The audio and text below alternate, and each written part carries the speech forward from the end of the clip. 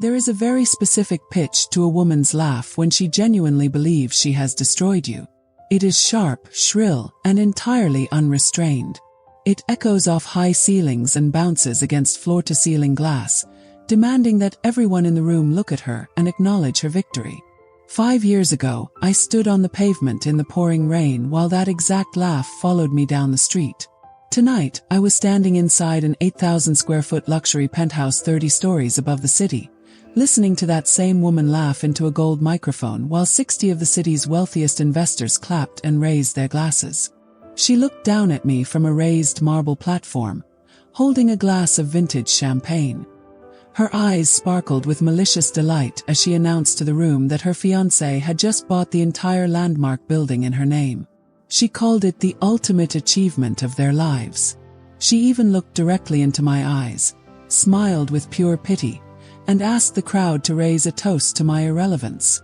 She had no idea that in less than 2 minutes, the heavy double doors at the back of the room would open. She had no idea that the general manager of the entire property would walk straight past her, ignore her fiancé's outstretched hand, and place the brass master keys into my open palm. To understand the weight of that key, you have to understand how much blood and bone went into the years before it. My name is Maya, and 7 years ago I founded an event management agency called Lumina Affairs. I did not inherit wealth. I did not have a wealthy family backing my investments. I started the business out of a cramped, windowless studio apartment with 1 second-hand laptop, 4 folding chairs, and a work schedule that regularly pushed past 80 hours a week. I personally carried heavy decor boxes up service stairwells at 3 in the morning.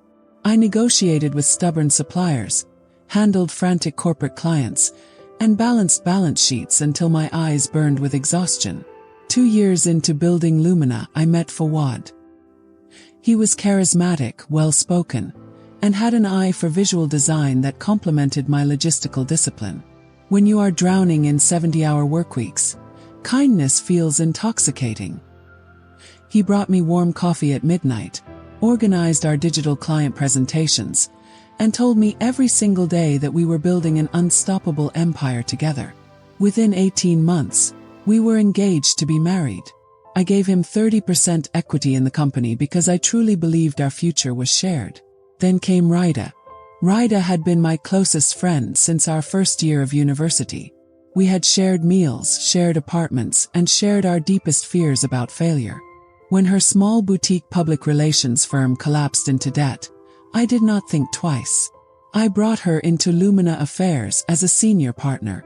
I handed her our most prestigious client rollovers, introduced her to high-profile industry contacts, and gave her full administrative clearance across our financial and corporate filings. My grandmother used to tell me that envy rarely looks like hatred. It almost always wears the mask of excessive affection. Looking back, the warning signs were everywhere, but my exhaustion blinded me. Raida began copying the way I dressed. She bought the exact perfume I wore. She laughed a little too loudly at Fawad's jokes, lingered in his office after staff meetings, and slowly started taking private client lunches without including me in the calendar invites. Whenever I questioned the lack of transparency, Fawad would tell me I was paranoid from overworking, and Raida would hug me, calling me her brilliant, stressed-out sister. The betrayal did not happen in shadows. It happened with the cold, calculated efficiency of an execution. It was a crisp Tuesday morning in mid-October. I arrived at our downtown headquarters with client binders under my arm, only to find that my electronic keycard flashed a steady, silent red. When I pushed through the glass entrance, 2 private security guards stood near the reception desk. Sitting behind my mahogany desk was Fawad, staring down at his watch, while Raida stood casually beside him, sipping a latte. When I asked what was happening, Fawad could not even lift his head to meet my gaze.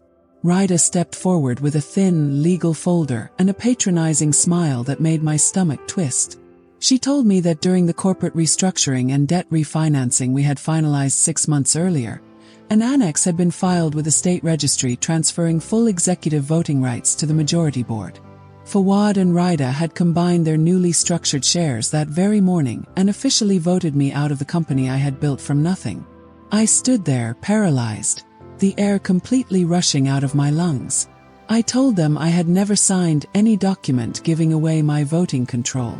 Ryder merely shrugged and told me that my signature was on the file documents, and if I wanted to challenge it, I was welcome to spend hundreds of thousands of dollars on forensic handwriting analysts and corporate litigation attorneys. Then she dropped the final blow. She informed me that all corporate accounts, along with my personal accounts linked to the company treasury, had been frozen pending an internal operational audit. Fawad finally spoke, his voice quiet, flat, and devoid of any human emotion.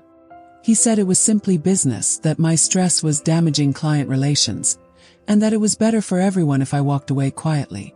Ryder stepped closer, leaned in until her perfume filled my senses, and told me that Fawad was moving his belongings into her apartment that evening. She told me to take whatever could fit inside my handbag and leave before the guards escorted me out to the curb in full view of our employees. I did not scream. I did not smash the glass doors.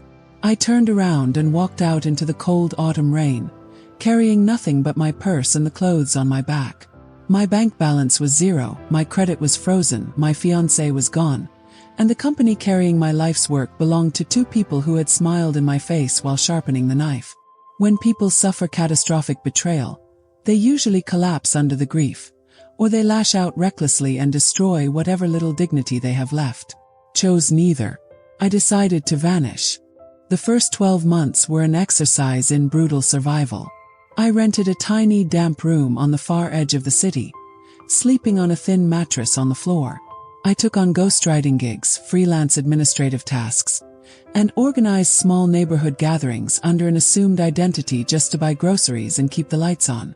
Every single night, the sound of Ryder's parting laugh played on a relentless loop inside my head.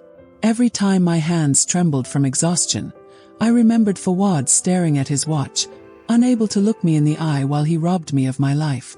Ryder did not just take the company. She made sure to salt the earth behind me. She spread rumors through the local business community that I had suffered a severe psychological breakdown, that I had embezzled project funds, and that Lumina Affairs had barely survived my poor management. Industry doors slammed shut in my face before I could even knock. Instead of fighting for scraps in the event industry, I changed the battlefield entirely. A retired property attorney who had known my father offered me a junior research position at a boutique commercial asset firm. The job was tedious, unglamorous, and demanding. It involved analyzing distressed real estate assets, investigating municipal tax liens, auditing commercial leases, and untangling complex corporate debt structures. I threw myself into that work with an obsessive fury. I spent 16 hours a day buried in county deed registries and court filings. I learned how commercial debt worked from the inside out. I learned how holding companies were structured, how banks liquidated unpaid commercial mortgages, and how vulnerable businesses became when they prioritized flashy appearances over contractual discipline. Within 3 years, I wasn't just researching distressed assets. I was structuring their acquisition. I partnered with a consortium of quiet private equity investors who valued absolute discretion and ruthless analytical precision. We formed a private asset management trust called Vanguard Capital, operating through institutional holding entities. I took every dollar of my performance commissions, lived on absolute essentials, and reinvested everything back into the fund. By the 5th year, I was the managing director of the fund's primary commercial acquisition vehicle, Helios Trust. I wore simple, dark suits, avoided social media entirely, and moved through the business world like a shadow. All the while, I kept a silent, meticulous watch on Lumina Affairs. Without my operational oversight and strict financial management, Fawad and Ryder were running the business entirely on vanity. They took on massive high-profile events with tight margins, hired expensive publicists, and spent company revenue on luxury sports cars, designer clothing, and first-class travel to maintain the illusion of untouchable success. They were burning through capital at an alarming rate, relying on credit lines and delayed vendor payments to keep the facade from crumbling. Then came their grandest mistake: the Aurelia Tower. The Aurelia was a newly constructed, 30-story glass and steel luxury high-rise in the center of the financial district. At the very top sat an 8,000 square foot multi-level penthouse with private express elevators, imported marble floors, panoramic skyline views, and a private banquet terrace designed for high society galas. Desperate to position Lumina Affairs as an elite global hospitality brand, Fawad and Rida signed a massive master lease for the penthouse and the top 3 commercial floors. They announced to the press that they were expanding into ultra-luxury lifestyle curation. They threw extravagant parties for influencers, posted constantly from the terrace, and behaved as though they ruled the city skyline. What Fawad failed to realize, because he never had the patience to read master property filings, was that the original real estate developer of the Aurelia Tower was facing catastrophic liquidity issues. The developer had defaulted on their primary construction mezzanine loans, and the primary lender was preparing to put the building's entire underlying debt note up for private institutional auction. The day that property portfolio landed on my desk at Vanguard Capital, my heart did not race. My breath remained completely steady. I opened the file and reviewed the numbers with forensic precision. The building was prime real estate. The retail spaces on the lower floors had reliable tenants, and the debt was priced at a significant discount. Most importantly, I turned straight to the commercial lease schedules and found the master lease for the penthouse held by Lumina Affairs. The terms were unforgiving. The contract contained an ironclad acceleration clause. If the master rent fell 60 days behind, or if the tenant performed unauthorized structural modifications to load-bearing walls without prior written consent from the deed holder, the tenant defaulted immediately. In the event of default, all leasehold rights were forfeited, the security deposit was surrendered, and the property owner had the legal right to immediate, unannounced possession with zero cure period. I pulled the building management's ledger. Fawad and Rida were already 4 months behind on their rent payments, covering the delay with empty promises of pending overseas client transfers. To make matters worse, 2 weeks prior, Fawad had hired contractors to knock down an interior partition wall in the penthouse to install an expanded cocktail bar for their upcoming anniversary gala. He had never submitted architectural permits, and he had never requested owner permission. Closed the file. I called our legal team and our private equity partners. Within 72 hours, Helios Trust acquired the entire commercial debt note for the Aurelia Tower in an all-cash institutional transaction. The deed was registered under my direct authority as managing director. I was now the sole legal owner of the building. And sitting inside my locked desk drawer was a signed, court-certified order for the immediate eviction of Lumina Affairs. 2 weeks later, an embossed gold invitation arrived at my old personal email address. Rida was hosting the Lumina Affairs 5-year jubilee inside the Aurelia penthouse. She had attached a short note inviting me to witness how far the company had come, telling me that there were no hard feelings and that I should come have a drink to celebrate their success. She wanted one final opportunity to parade her stolen life in front of me, to ensure that I understood just how thoroughly she had eclipsed me. I clicked reply and confirmed my attendance. The night of the gala, the rain was relentless, washing over the dark glass exterior of the tower just like it had 5 years earlier on the day they cast me out. Luxury town cars and sports vehicles lined the driveway. I arrived alone, wearing a tailored midnight black suit, devoid of jewelry except for a simple gold watch. I took the private elevator directly to the 30th floor.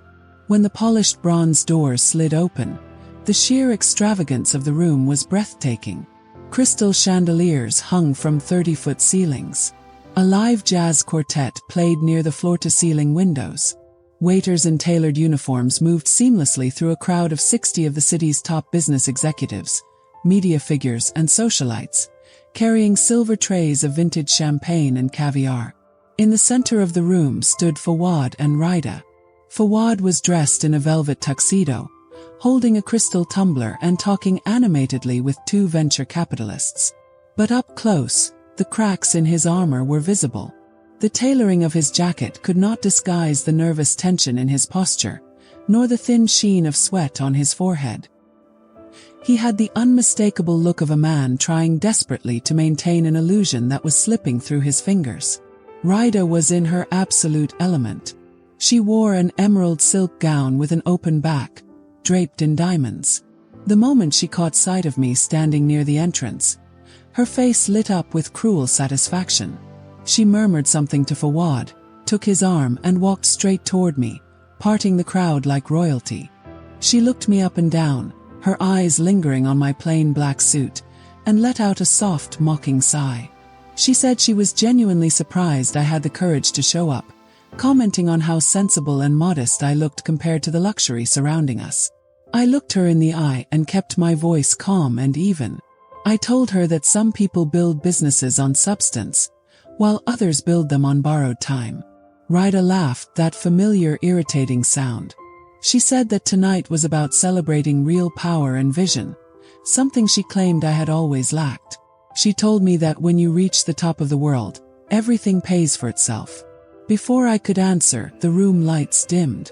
A soft spotlight illuminated the raised marble platform near the edge of the terrace windows. An event assistant walked up and handed Rida a custom gold wireless microphone. She stepped onto the platform, pulling Fawad up beside her. The music faded, and the 60 guests fell silent, turning their attention toward the golden couple of the evening. Rida tapped the microphone, her voice echoing with practiced warmth across the room. She thanked the distinguished guests, the media partners, and the investors for gathering to celebrate 5 years of Lumina affairs dominating the luxury market. She spoke at length about ambition, resilience, and vision. Then came the grand finale. Rida looked out over the room, her voice rising with dramatic flair. She announced that as of this week, Lumina Affairs was no longer just a tenant of the city's finest high-rise.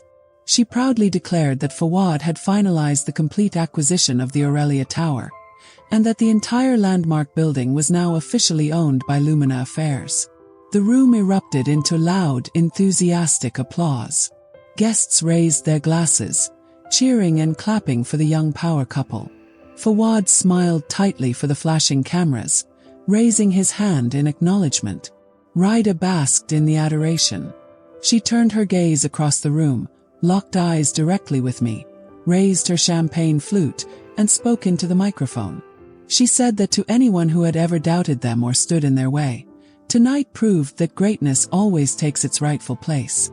She tilted her head back and laughed, a loud, triumphant, piercing laugh that filled every corner of the penthouse.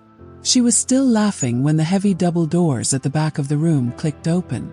4 men in dark suits stepped into the penthouse.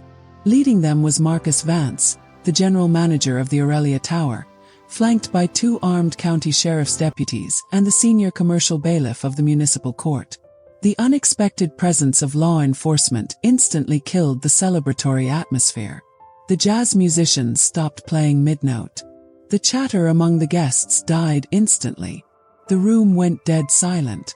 Rida lowered the microphone from her lips, her expression shifting from radiant joy to sharp annoyance.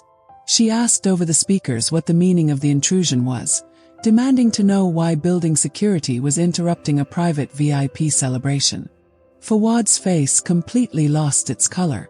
The champagne glass in his hand tilted, spilling pale liquid onto his polished shoes. He stepped down from the platform, his voice trembling as he tried to wave Marcus away, stammering that whatever billing issue existed was being handled by their financial office in the morning. Marcus did not slow his pace. He walked down the center aisle of the penthouse with absolute authority, carrying a thick leather folder beneath his arm. He ignored Fawad's frantic gestures entirely. Marcus addressed Fawad by his full legal name, his voice cutting clearly through the silence. He stated that Lumina Affairs had failed to cure a 90-day master lease default, totaling $480,000 in unpaid rent and facility fees. He added that an illegal, unauthorized structural alteration had been performed on the 30th floor load-bearing partitions, constituting an immediate and non-curable breach of the master lease. A collective gasp swept through the guests. Corporate partners and high-profile clients began looking at each other in utter shock, frantic whispers breaking out across the room. Rida grabbed the microphone again, her voice cracking with pure rage. She yelled that it was a lie, shouting that Fawad had just purchased the entire property and that they owned the building. She screamed for Marcus to call the property owner immediately. Marcus stopped in his tracks. He turned slowly toward Rida and said, with calm professionalism, that Mr. Tariq did not own a single square inch of the property and had been unable to pay basic utility fees for the last 4 months. Rida shrieked into the microphone, demanding to know who the real owner was. Marcus turned away from the platform. He walked past the whispering crowd, stopped directly in front of me, and bowed his head with deep respect.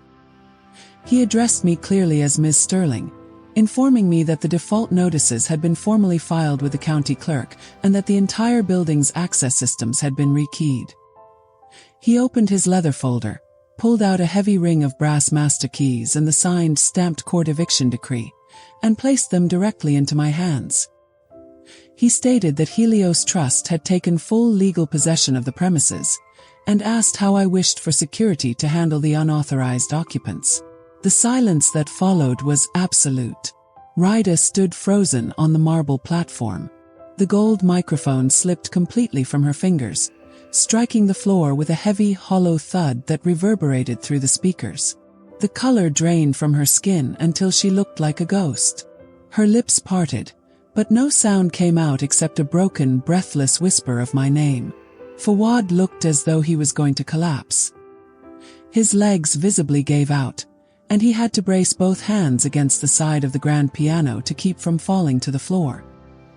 His eyes were wide with terror as he looked from the court documents in my hand to the armed deputies standing behind Marcus. I did not raise my voice. I did not smile.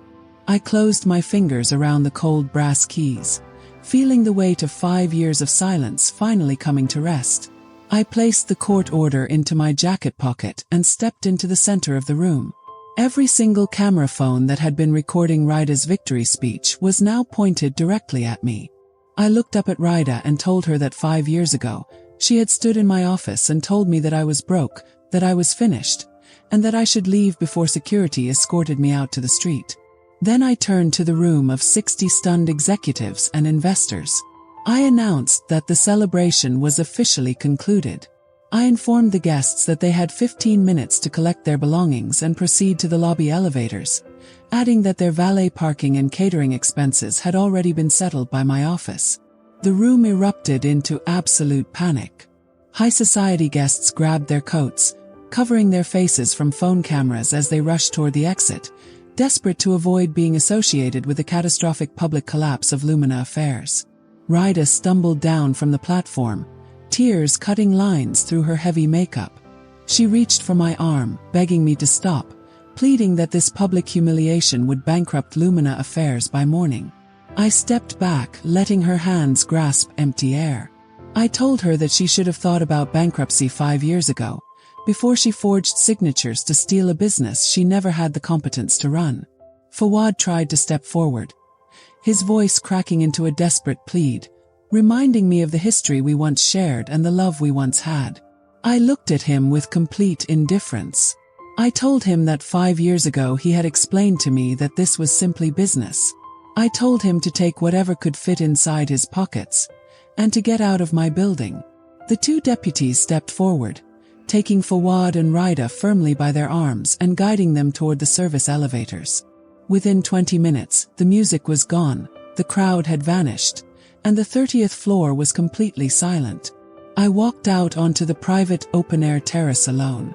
The cold rain misted against my face as I leaned against the stone railing, looking out over the endless glowing grid of the city skyline below. The weight, the bitterness, and the phantom echoes of that cruel laugh that had haunted me for half a decade dissolved entirely into the dark night air. True justice rarely arrives with noise or violence. It does not require frantic arguments or revenge plotted in anger. It requires patience, quiet discipline, and the absolute focus to rebuild yourself so completely that the people who tried to destroy you eventually become nothing more than a brief entry in your financial ledger.